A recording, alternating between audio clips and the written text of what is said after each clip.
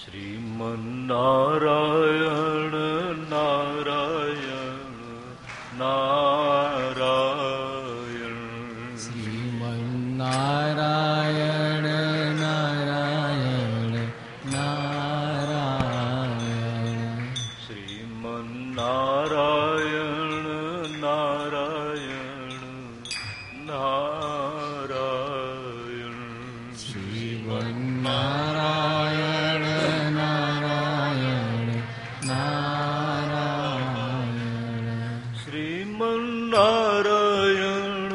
नारायण नारायण श्रीमन्नारायण नारायण नारायण श्रीमन्नारायण नारायण नारायण श्रीमन्नारायण नारायण नारायण भजमन्नारायण नारायण नारायण भजमन्नारायण नारायण नारायण लक्ष्मी नारायण नारायण नारायण लक्ष्मी नारायण नारायण नारायण सत्य नारायण नारायण नारायण सत्यनारायण नारायण नारायण कृष्ण नारायण नारायण नारायण कृष्ण नारायण नारायण नारायण कृष्ण नारायण नारायण नारायण कृष्ण नारायण नारायण नारायण कृष्ण नारायण नारायण नारायण कृष्ण नारायण नारायण नारायण कृष्ण नारायण नारायण नारायण कृष्ण नारायण नारायण नारायण भगवान की लीला भी बड़ी रहस्यपूर्ण है।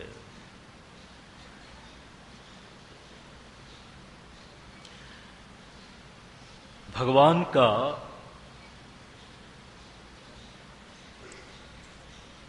जन्म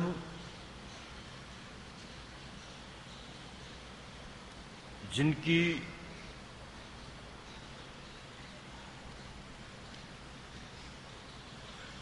भगवान को पुत्र भाव से पाने की गहरी लालसा थी,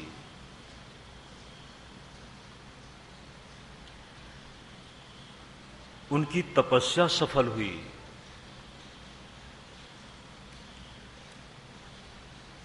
वसुदेव महाराज माता देवकी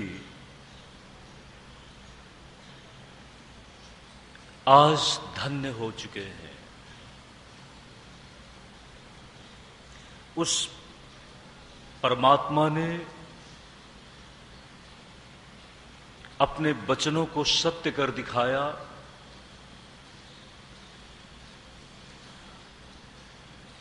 सत्यव्रतम सत्यपरम त्रिसत्यम सत्यस्य योनिम निहितं च सत्ये सत्यस्य सत्यमृत सत्यनेत्रम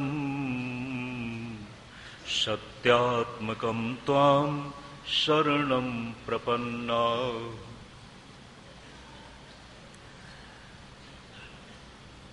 ग्रंथकार व्यास जी महाराज श्रीमद् भागवत की जब शुरुआत करते हैं देवर्षि नारद की प्रेरणा से, तो मंगलाचरण की अपनी एक व्यवस्था है। वस्तु निर्देशात्मक अर्थ में भी मंगलाचरण का अपना एक विधान है। वस्तु तो परमात्मा ही है। वेदांत में वस्तुनि अवस्तु आरोपः, इस संसार को अवस्तु रूप बताया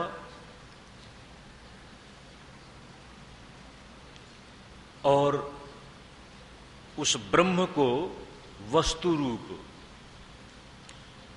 गोस्वामी तुलसीदास जी ने यत् सत्वादि मृषैव भाति सकलम रज्जौ यथा हेरभ्रमा,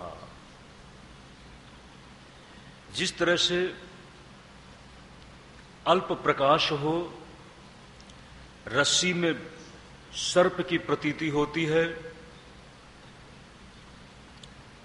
सर्प है नहीं। जहां प्रतीति हो रही है वहां तो सर्प नहीं है, पर प्रतीति हुई, प्रतीति का अधिष्ठान तो सत्य है। जो अधिष्ठान वास्तव में है वो भ्रम के कारण समझा नहीं गया।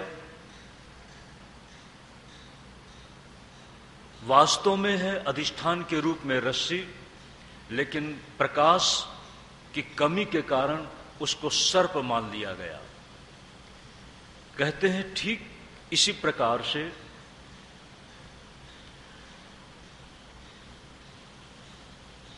परमात्मा अपने मूल रूप में सत्य है। उस सत्य मूल में ही ये सारा संसार है। जिस तरह से आपके मैं पर शरीर का आरोप है अज्ञान में, लेकिन जब आप गुरु के पास पहुंचते हैं तो वो आप सुनते हैं, वो एक मंत्र का जप कर रहा है, सोहम सोहम सोहम सोहम। आपने पूछा ये सोहम सोहम क्या है? और सोहम महात्मा अगर जोर जोर से बोल रहा है तो आपके मन में जिज्ञासा उठी कि जोर जोर से क्यों बोल रहा है? मंत्र को तो कहा है कि 3 स्थितियां हैं। एक तो आप उच्चारण करके बोल रहे हैं जोर से, दूसरा आपकी सिर्फ जीभ चल रही है, और तीसरी स्थिति है कि आप मन से बोल रहे हैं। वैखरी स्पष्ट है उच्चारण के रूप में। सोहम सोहम क्यों बोल रहा है? अगर नहीं बोलता महात्मा सोहम सोहम तो आपको सुनाई कैसे पड़ता? अगर वो मन में ही बोलता तो आपके अंदर जिज्ञासा कैसे पैदा होती? तब आपने पूछा कि ये सोहम का जप क्या है। महात्मा आपकी तरफ देख रहा है, आपने उसको नमस्कार किया, आपने उसकी कृपा का अनुदान मांगा और आपने उसको बहुत अच्छे महात्मा के रूप में बताया, लेकिन महात्मा सोहम सोहम बोल रहा है। थोड़ी देर में महात्मा मौन हो जाता है और आपको समझाने लगा कि सोहम। मैं इसलिए जोर से बोल रहा हूं कि आप जो मेरी प्रशंसा कर रहे हैं शरीर के तल पर, कहीं मैं भी अपने आप को शरीर के तल पर देखकर मिथ्याभिमान में न आ जाऊं। पूजा के झगड़े पैदा हो जाते हैं कि पहले मेरी पूजा हो। अगर समान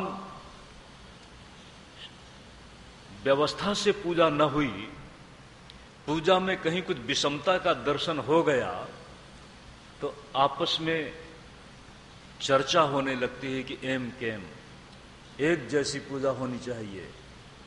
पूजा का अभिमान आहत हो उठा। क्या मैं किसी बात में कम हूं? मेरी ये गद्दी छोटी क्यों, नीची क्यों?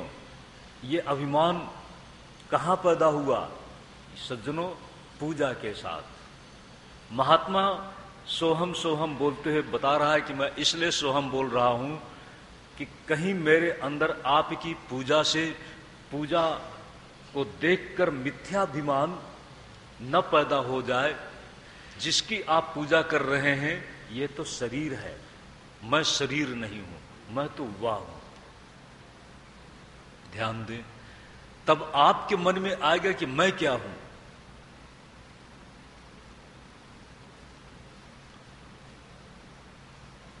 आपके मन में यह प्रश्न उठा कि मैं क्या हूं, तब उस महापुरुष ने कहा, जो मैं हूं तत्त्वमसि, तुम भी वही हो।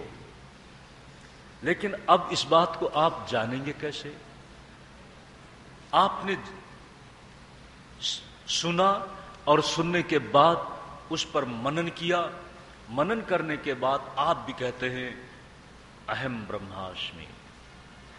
तब आपके अंदर से अहम ब्रह्मास्मि तो बड़ा लगता है बोलने में, आप उसी अहम ब्रह्मास्मि को संक्षिप्त कर दिया, सोहम सोहम सोहम। ध्यान दे सज्जनों, ये सोहम बहुत ऊंची स्थिति का ज्ञापन करने वाला एक अजपा नाम गायत्री, योगी नाम मोक्षदा सदा, उसका एक ये संकेत है, प्रतीक है। आइए, आपके मैं पर ही तो यह शरीर टिका हुआ है। आपका मैं अपने आप में शरीर तो नहीं है। आपका मैं ही तो आपकी हर क्रिया में प्रेरक है।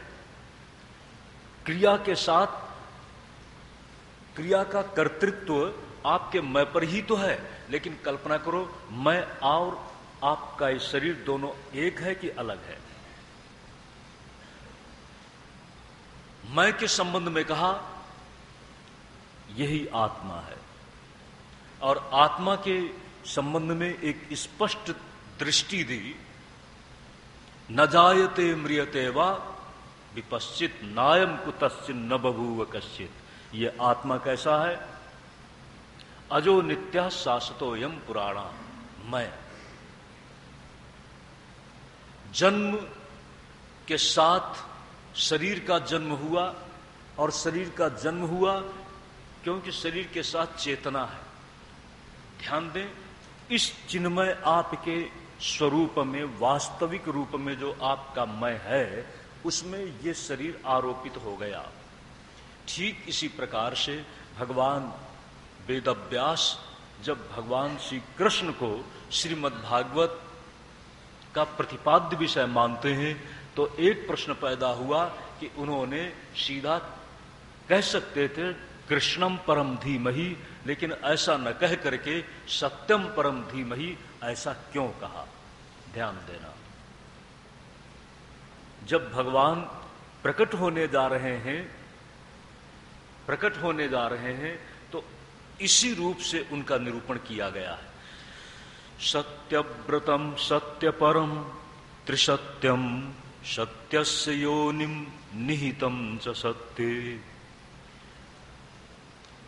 सत्यस्य सत्यमृत सत्यनेत्रम सत्यात्मकम त्वाम शरणम प्रपन्नाः।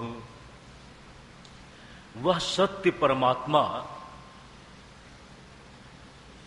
क्योंकि जो दिखाई पड़ रहा है और जो दिखाई पड़ रहा है वो अपना रूप बदल रहा है।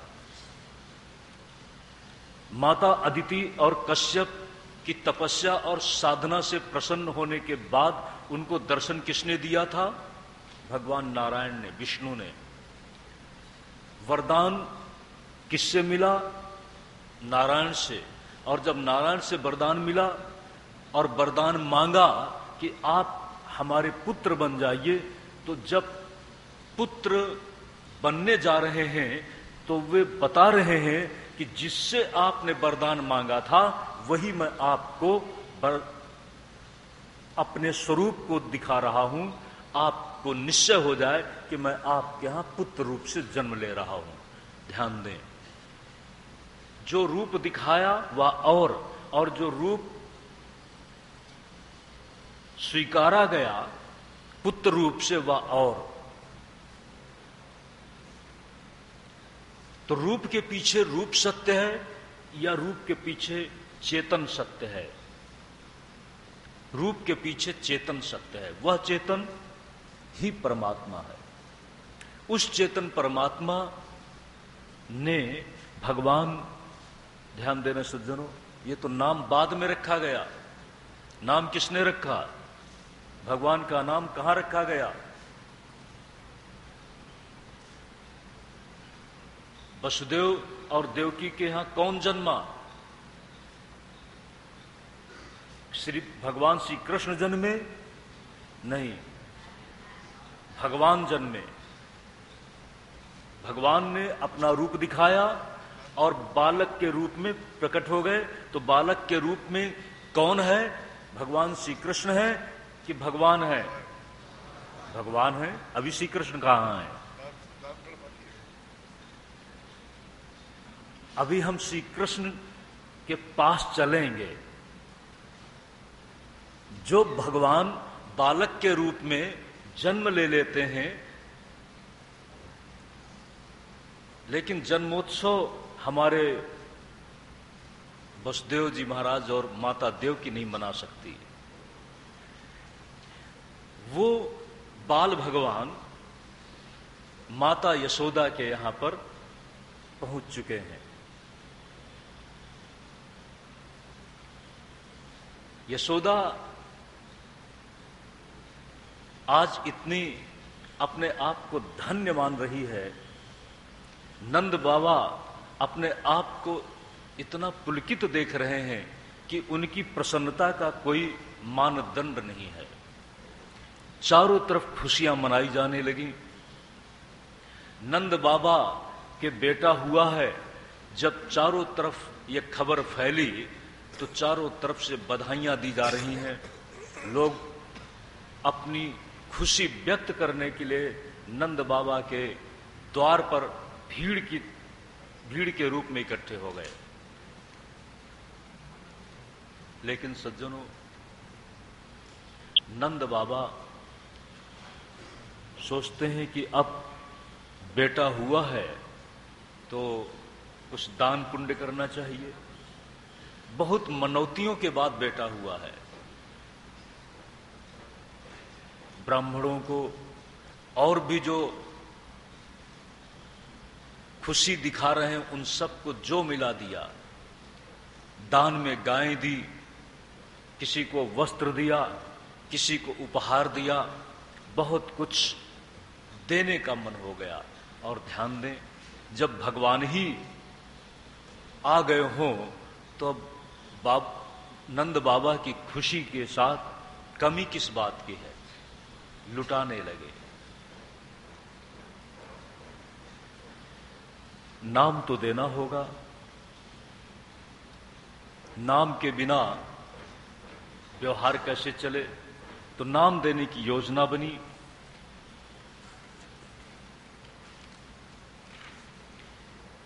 नाम